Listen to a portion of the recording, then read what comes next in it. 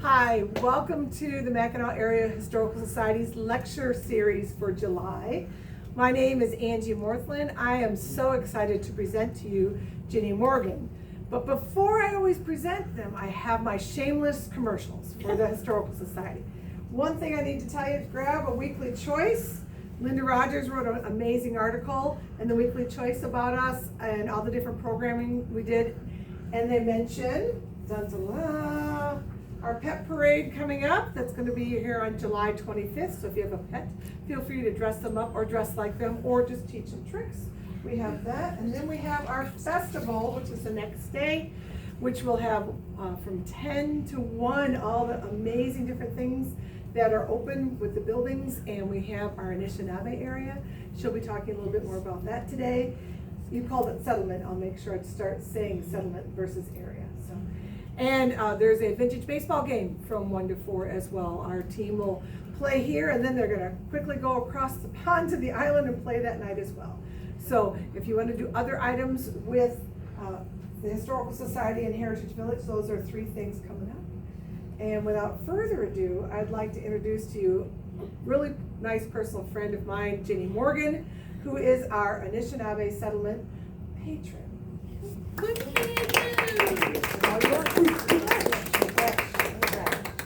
I'm Jenny Morgan Grandin, originally from Mackinaw City. I was born and raised, wasn't born here, but I moved here when I was 2. And my family was raised here in Mackinaw City. It goes back more than 100 years. I couldn't tell you how far back, but our Ranville family is part of the Burt Lake Band. I am with the Sioux tribe of Chippewa Indians. That is on my father's side, who is from St. Agnes. I was born into the white man's world in 1954, and I was raised Catholic, as a white person would be raised in that time. It was a beautiful life here in Mackinaw City, and I couldn't say anything more genuine about how I grew up. And some of you, Roy, that grew up here also know exactly what I'm talking about. It's something you have to live to really feel it, enjoy it, and honor that. So we're going to start this evening with a welcome song with the Dawagan.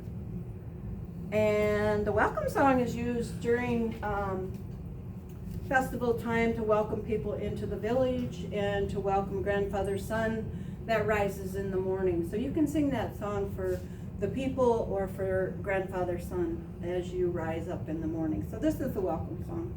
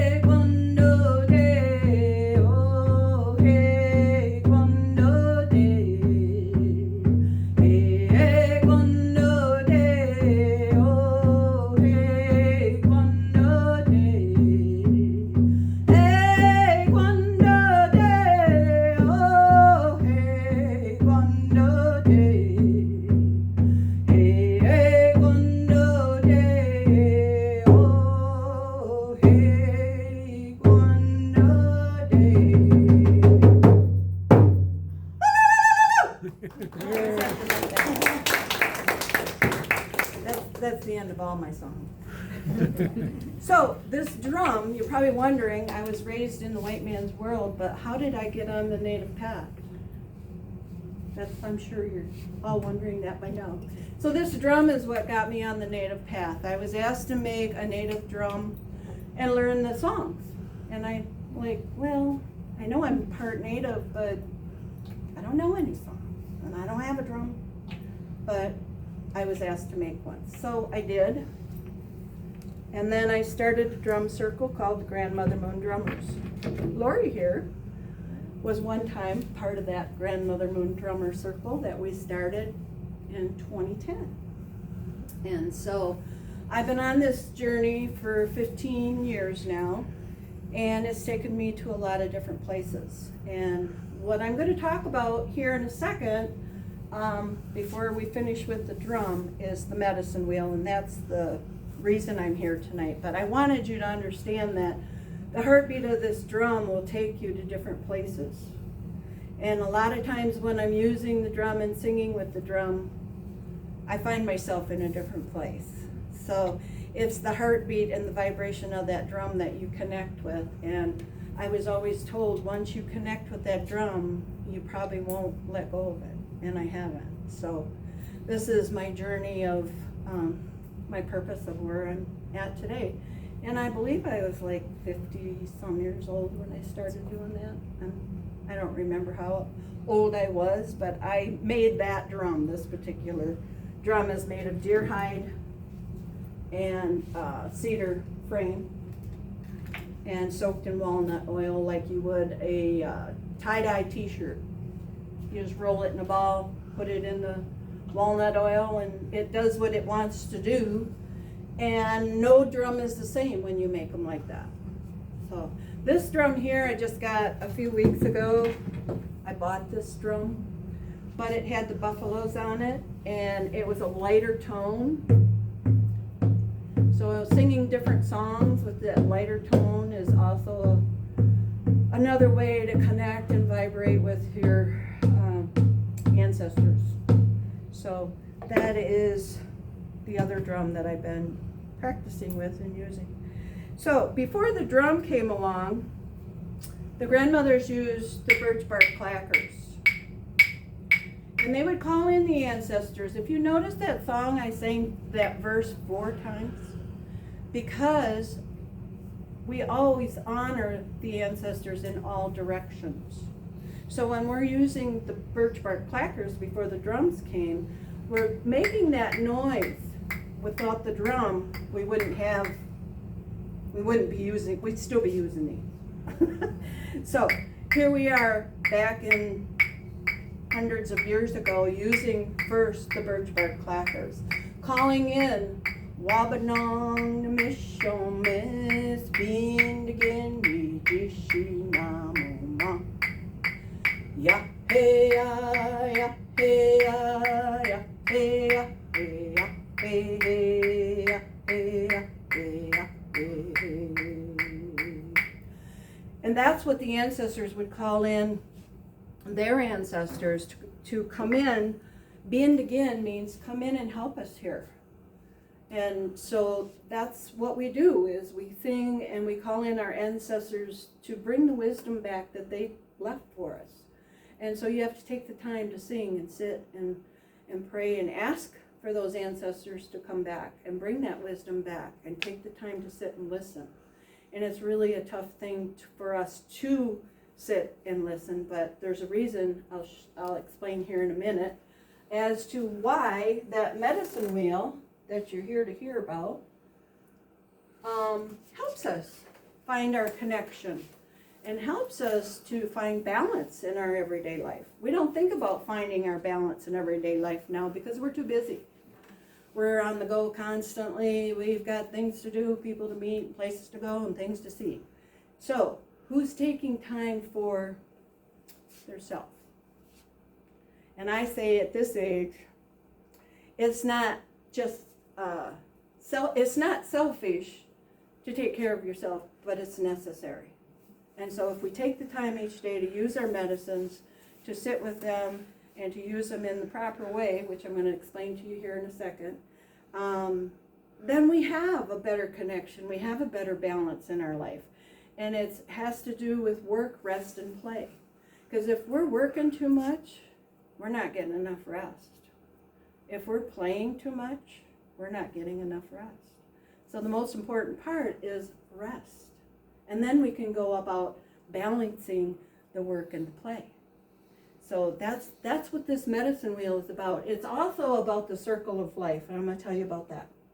So we're going to start off in the eastern direction, which is yellow. And the east is called Wabanong. Wabanong. And that is where the sun rises. And the east is springtime.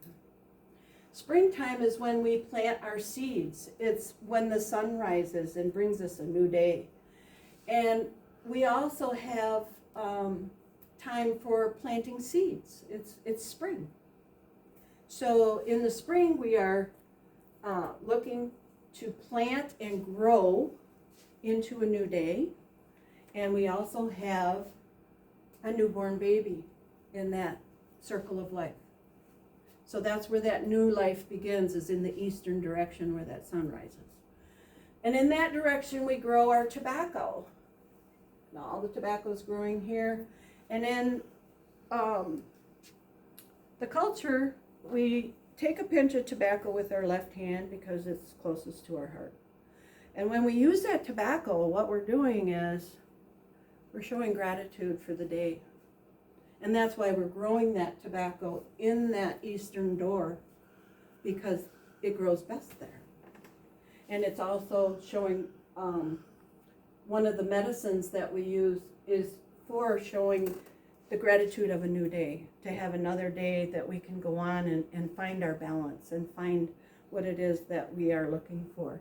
So we offer that up to Creator and ask Him to bend again, come in and show us the way, bring us your love, your light, your guidance, your wisdom, your strength, and all that we do. And that's part of why we use that tobacco. It's also used in ceremony and ceremonial pipes for prayer. So then here you have springtime, your newborn, and we have our tobacco, which is called Sema, and that is Wabanong, the direction east. And then we go into the south. And the south is youth, our children. Considering you a youth, because you're not grown up yet, even though you think you are. Sometimes I don't know if I am.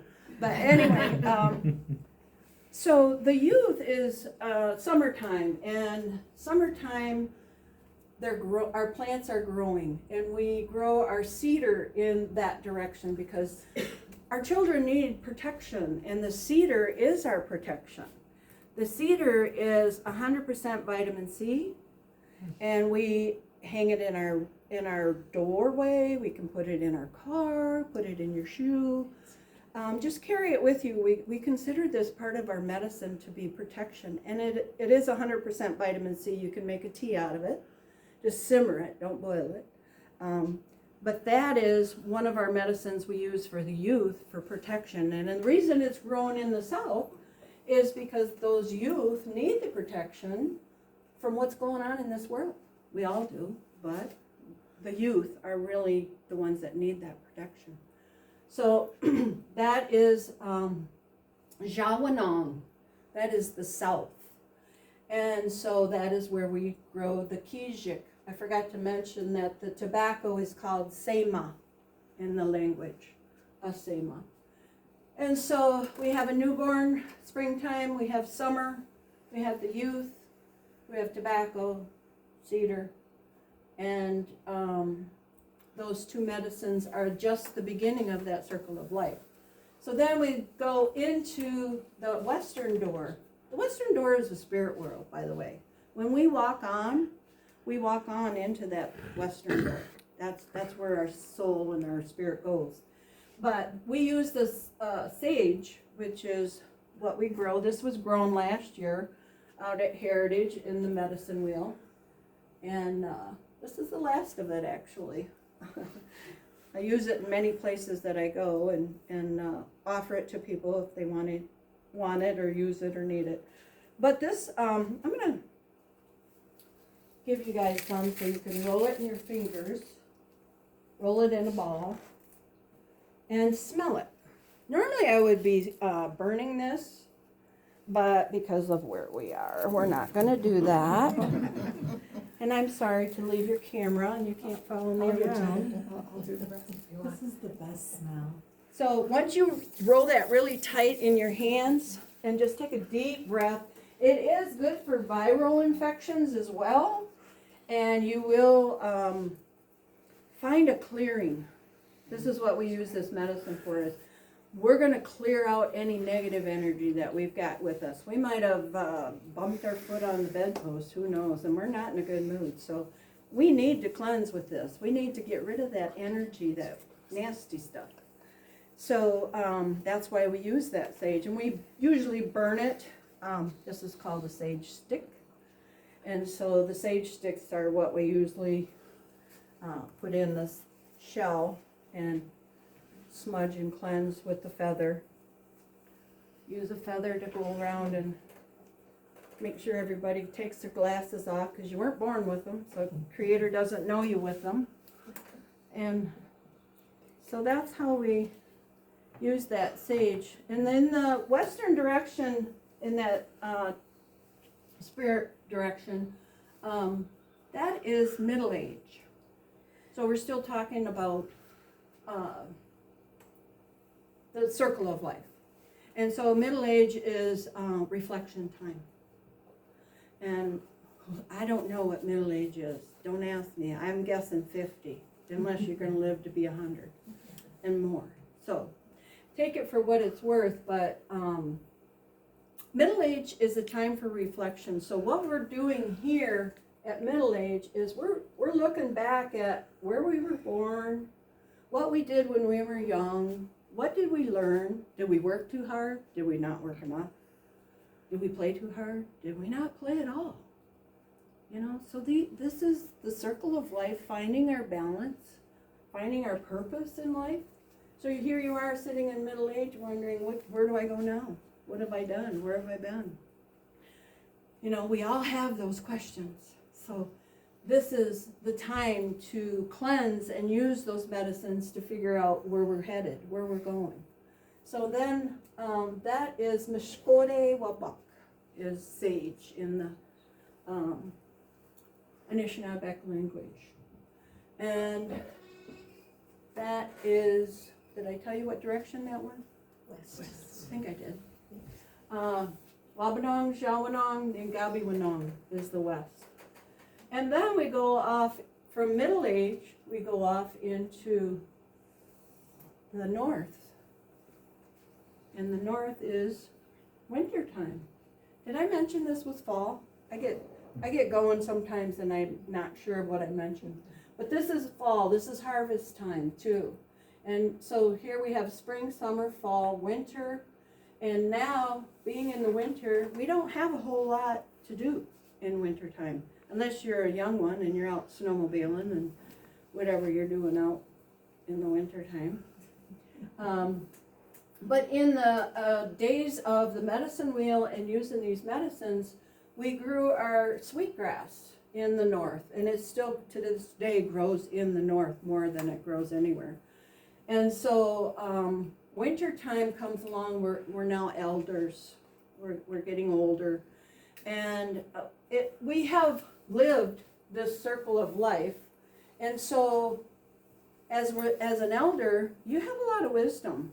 You might think you don't have so much wisdom at this point of life. Sometimes I wonder if I can remember what I had for lunch yesterday, but we do have a lot of experience in our lifetime that we can share. And wintertime is the best time to sit at the fire. And so those children can sit and listen. Because the Native people didn't have pencil and paper. They didn't have books. They didn't have what we have today to remember what we were taught. This is all we had. And so in wintertime, when you sat by the fire and you sat and listened to your elders, you were learning. What was it that our elders were showing us and telling us and teaching us? So we had to learn to listen And when we learn to listen, we're learning. We're not writing it down, we're not reading it in a book. So that's the difference in the culture here versus the culture today. And then in that northern direction, like I said, we grow our sweetgrass, and the sweetgrass is the hair of Mother Earth. It's called wingush. Wingush. The hair of Mother Earth has 21 braids in it. And the first 7 braids represent the 7 generations that came before us, our ancestors. The second set of 7 streams of sweetgrass represent all of us here. And so all of us here are now this 7th generation. And then this 7 strands of sweetgrass, that represents the generations that are not even here yet. Those are to come, the 7 generations that are to come yet. So we twine this all together and look at the wisdom that comes together. And with the sweetgrass, it's also a calming sweetgrass medicine that we use in the wintertime. You guys remember having housetosis or cabin fever in the winter? That's why we use the sweetgrass medicine. When we burn that, actually I have a smaller new one I'll pass around and everyone can smell it. I'll start with you. And it's just a very sweet smell, but our ancestors would have used it to calm themselves before sitting down to tell those stories so that they could bring everybody together and calm them down. And so the sweetgrass is another one of our medicines that we honor and use as the hair of Mother Earth. So we have springtime, summertime, fall, winter, a newborn, youth. We have middle age and an elder. We also have in this circle all of us. We're all represented here. Every single one of you that are sitting here and myself. We have the red man, the black man, the white man, the yellow man in this circle. And we all belong in this circle. It's just the world's messed it up. So if we go back to using our medicines, we go back to drumming and singing and connecting with Mother Earth, that vibration that fills us up, we find balance. We find our balance in life. So that's why we have this medicine wheel, and that's why we grow these medicines. And it's a sacred place. When I go out there, it's always quiet. It's always just full of energy, good energy. You know, you go out there and it's just the birds are singing and the animals are chirping. And those of you who work out there, you already know what I'm talking about. You all know what I'm talking about. There's a special presence out there of our ancestors who lived here before us. And we need to honor those ancestors who were here. So another little tidbit here, because I only got 5 minutes left. You can keep going, there's no time, Sarah. Oh, now she tells me I can keep going. I would have went deeper before. One of the medicines that we put in the tobacco that we grow, and I should have brought my plant of tobacco, but I didn't, is called mullein. You've probably seen this growing in your yard. Gets a real tall, like maybe 4 or 5 feet tall with yellow flowers on it. But we dry this. I've had this now a couple years, and I keep picking off in it. And when I pick off in it, I just sit and I talk to Creator and I ask for what I'm supposed to be doing here. And then I offer this into the tobacco. And the same with bearberry or mullein or yarrow, any of those medicines that come from Mother Earth, we put that in with our native tobacco, and we call that kinnikinnick. Kinnikinnick is a very powerful medicine that we offer. A lot of our kinnikinnick we offer in a prayer tie to our pipe carriers when we're asking for prayers. And that's a very special mixture that we use and very powerful for asking for Creator for what we need. So that is one of the other medicines that we use for our tobacco. So other than that, is there any questions? Does anyone have any questions about the medicines or the drums or anything? Angie? You have other slides there. Can you tell us a Oh. little bit about the village, when you started this and what you've done to, tell me about your investment with your people that you have volunteering with you? We have been at Heritage Village now for 10 years. Each year we go out and we always have to, this is right now, this year. This was taken about 2 weeks ago. Oh no, this was taken last week, I believe. Anyways, we have planted our tobacco and it's about this big, but it was late in planting because of the ice storm and everything else. But the rest of these medicines all come back every year and they grow bigger and bigger and bigger. I just need some help weeding some of the sage because the weeds are taking over the sage. But I've had a lot of help in many people come out and say, you know, can I do something here? Or Angie waters every single day, which I bless her for that, or we wouldn't have a medicine wheel. I was out weeding last week one evening and it was just the most beautiful evening out there. Like I said, if you have not been to Heritage Village, you don't know what you're missing because it's always a sacred place, it's always quiet. It's the best kept secret of Mackinaw. And so I've been with the village for 10 years. I was on the board for the Historical Society for 7 years.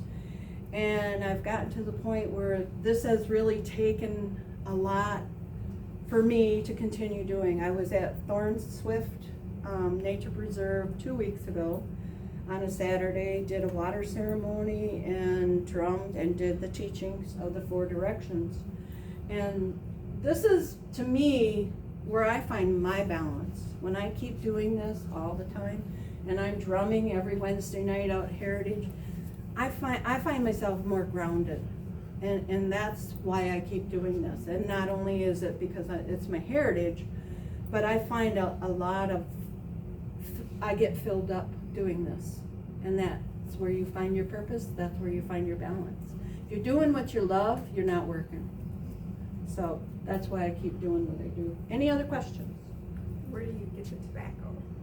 The tobacco seeds I've had for many years, and once it flowers, it can grow 6 feet. It will flower and it'll get a round seed pod on it. And there's probably more than 100 seeds, and they're just a dot of a pencil. That's how tiny they are. So I have, pardon? Do you send away for the seeds? Do you send away for them? I mean, if you were to. I'm assuming you could probably order tobacco plants, but we call this the big leaf, and I don't know where it came from. I was given the seeds years ago by a native friend, and so that's how we continue to keep the medicine wheel going. So if you'd like some, I have some. Any other questions? Yeah.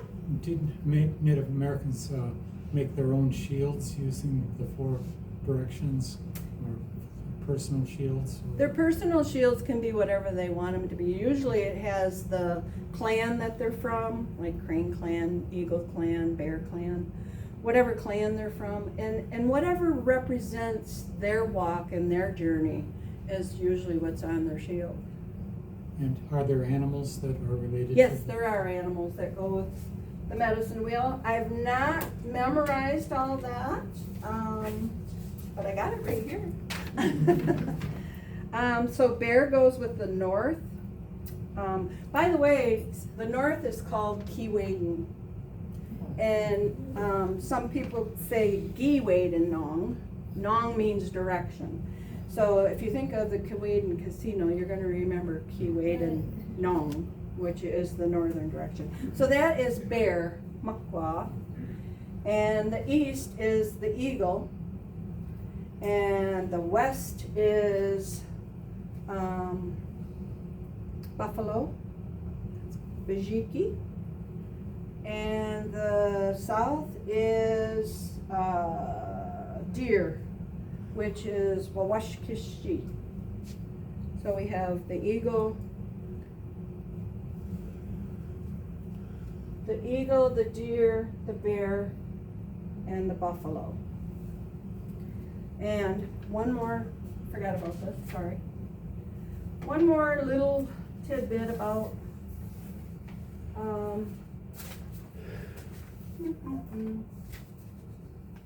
I knew I'd lose my place.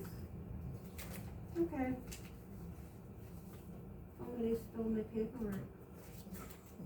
I don't have it with me. But there is a teaching also, I didn't want to go over time here, but there's a teaching also on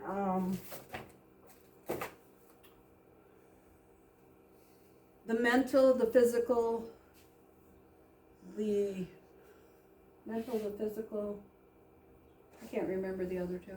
Spiritual. Mental, physical, spiritual, and there's another one. Material? Is it material? Don't remember. I haven't dug that deep. But that will come, and that's another thing I want to talk about is when you get into figuring out where you come from and what your heritage is. A lot of people just dive right in. You know, they want all of it right now. I've never done that.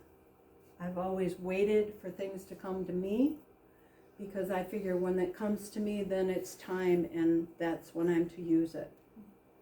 I could have went out and bought a drum a long time ago, but I didn't. I waited for someone to ask me to make a drum. And so that means more to me when it comes to me than if I were to just say, oh, I want a drum, or oh, I want a copper cup so I can do water ceremony. There's a lot of teachings that go with these traditional ways, and to honor them in a perfect way, you really want to go places and learn.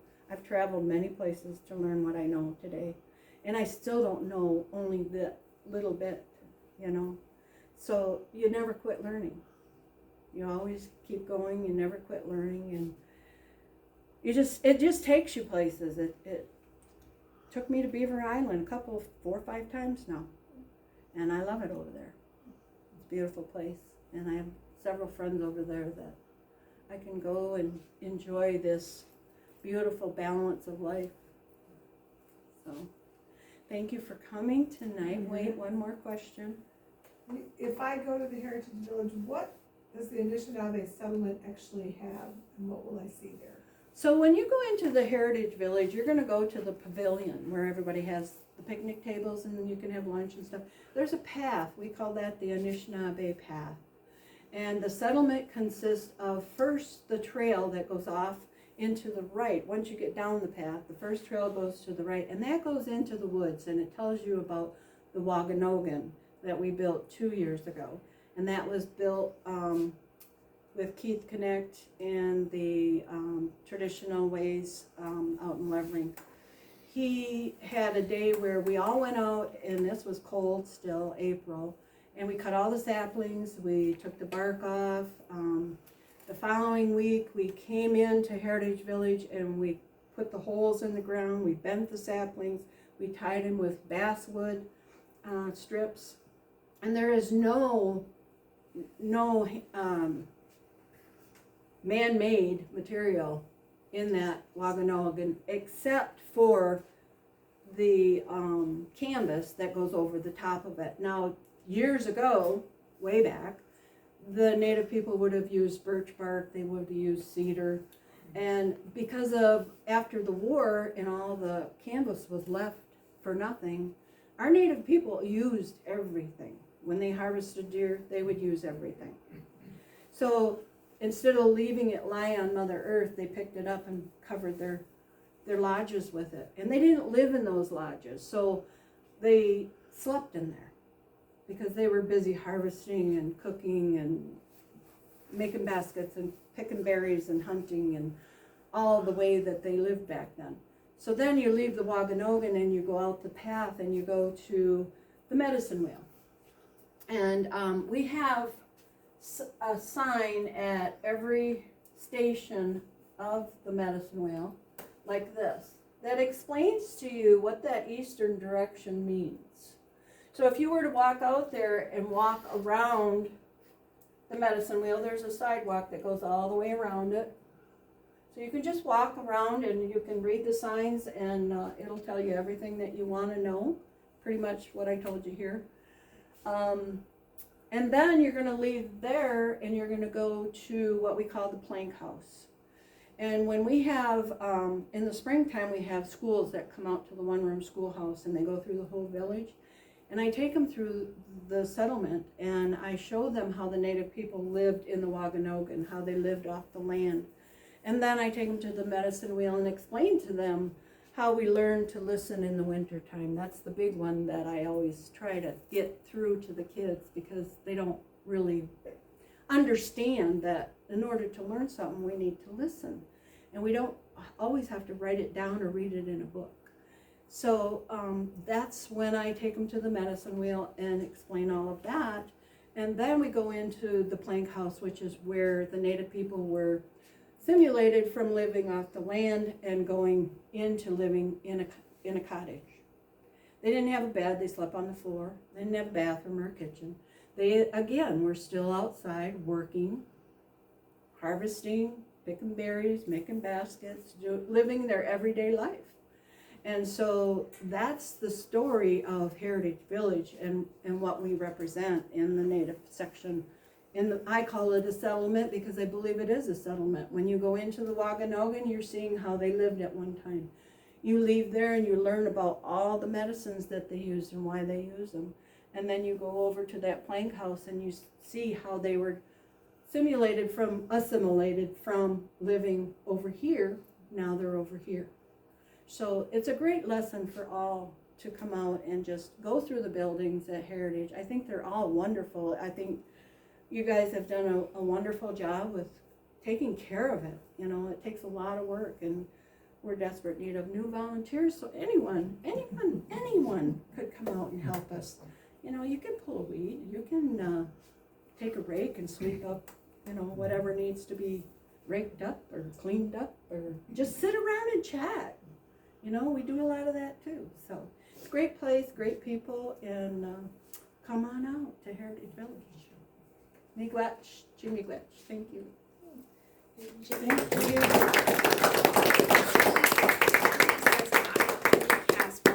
Hello. Oh, Julie. Okay, she's one of my old classmates. I haven't seen her in a long time. If you want to ask Judy some questions, she'll be here. We also have some treats in the back. We do have our raffle queen with us today as well. Every year on the 26th, we do a cash raffle. If you haven't gotten your ticket yet, Marianne happened to have some with her. Really? And we'll be able to use that. But please come up, see some of the items that Jenny has brought up, and grab a cookie and visit and teach me how to say thank you again. Chimiigwech. Chimiigwech. Chimiigwech. Chimiigwech. Chimiigwech. Thank you, guys. Has anyone ever seen an eagle feather? Okay, have you seen a golden eagle feather? Anybody want to see a golden eagle? Oh, yes. Can we touch it without getting in trouble with the DNR? Yeah, I have a native card. Yeah. Very cool. I'm okay, don't worry about it. That might be a dumb Yeah. question. Is that a special species? What does that Golden mean to be eagle? golden? Yeah, there's different kinds of eagles. Oh, okay. Yeah. So that one's really Golden protected. eagles. Okay, I didn't know that. Yeah. Are they?